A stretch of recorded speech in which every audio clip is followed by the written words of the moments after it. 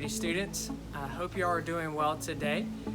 Earlier this week, I went out onto the golf course a little bit. I want to kind of share into to my life a little bit and things I like to do outside of church and outside of my other job at City Station Fitness. And I like to go out and I like to play golf. And golf is one of those sports that is, you play, but you may not play well. And I definitely do not play well, but I enjoy playing the sport.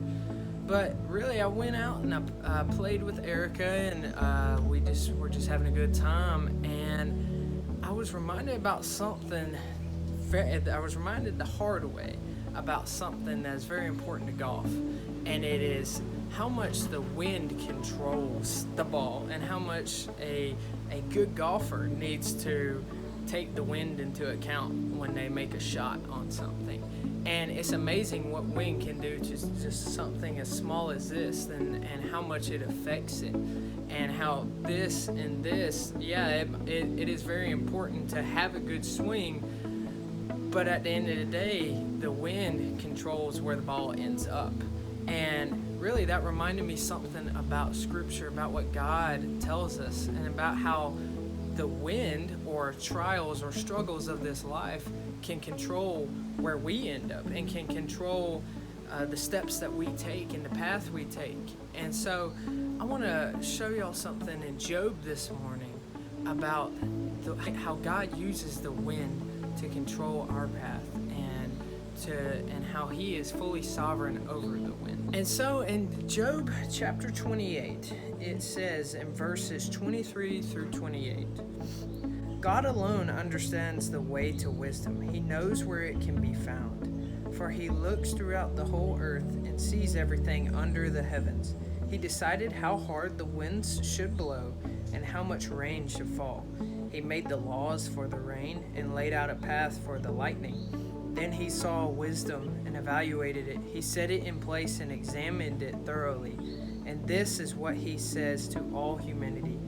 The fear of the Lord is true wisdom. To forsake evil is real understanding.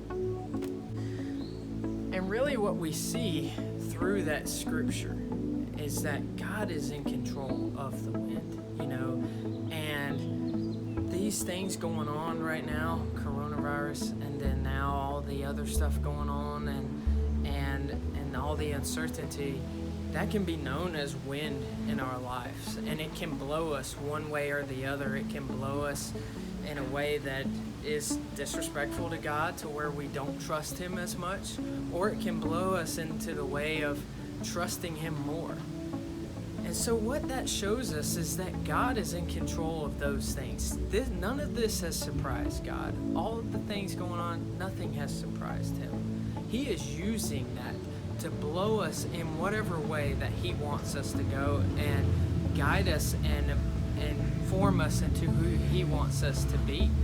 And so just like how the ball is shaped and formed, and how as a golfer I need to understand, okay, what the wind is going to do to that ball so that it lands on the right path, God does the same for us.